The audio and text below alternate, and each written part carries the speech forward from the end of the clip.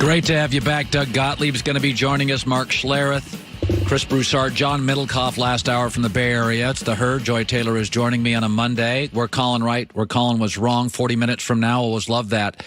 My favorite NBA reality check for all the Michael Jordan worshipers out there. Many of you in your 20s and 30s didn't even watch him play live. I saw every series and every playoff game he ever played. He's the greatest player probably in league history. LeBron, I think, at his prime was close. I think Magic in his prime was very close. But here's a reality check with Michael Jordan. Do you know what his record was in the playoffs before Scottie Pippen arrived? Oh, I do. 1-9, swept twice.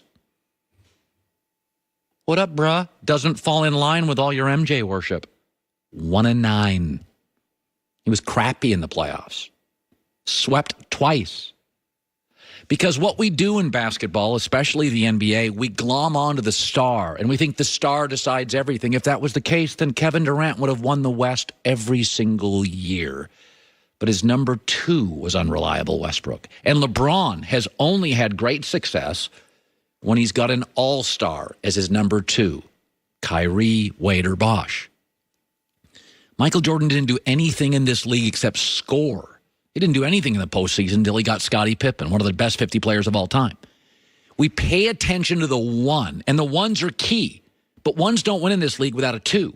It's why I never bought into Denver, why I think the Raptors have limitations, and why I didn't buy into Milwaukee over Boston. I'll take Boston narrowly. If you look at the greatest team in league history, it's probably the Bulls in 95. The second best player was Pippen, a top 50 player. Second best team I've ever seen is the Warriors. Their second best player, Steph Curry, the only unanimous MVP in league history.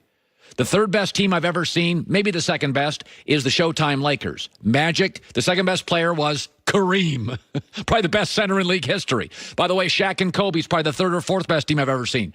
Whichever you preferred, it was a Hall of Famer, was the second best player. The Milwaukee Bucks' second best player is Chris Middleton. He's a hard worker and a good kid. But he played college for 3 years. Translation? It's not that gifted. Then he went to the NBA, rookie year, averaged 6 points, and was demoted to the Fort Wayne Mad Ants. He has become a very good player. But if he's your number 2, if he's your Pippen, if he's your Kobe, if he's your Steph, you're not winning the title. And I don't think you're winning this series. Now, Boston doesn't have a dominating number 2 either. But let's just, for the sake of argument, take Jason Tatum.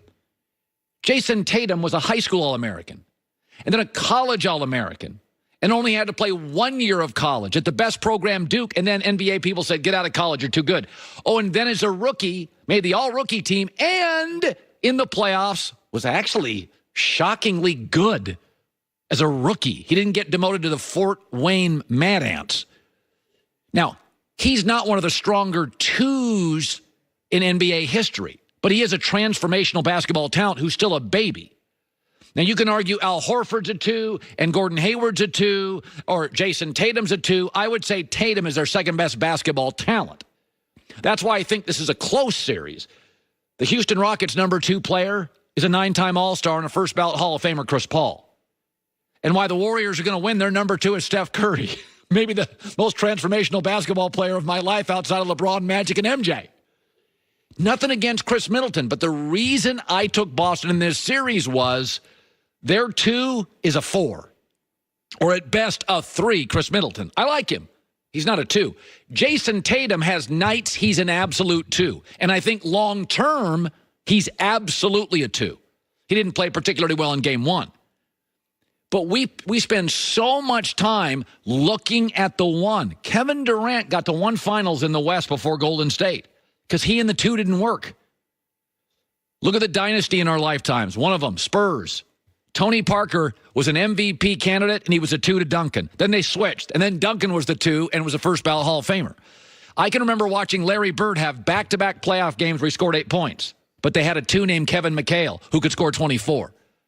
It's not just about the 1. Denver doesn't have Jamal Murray, a dependable 2. Chris Middleton should be a 3 or a 4. They're not championship teams. Now, I don't think Boston has the best 2 in the world, but he is an absolutely elite basketball talent who, the reason Jason Tatum's not a 1, he's too inconsistent. But on the nights he's good, oh, he's really good. Joy with the news. No. Turn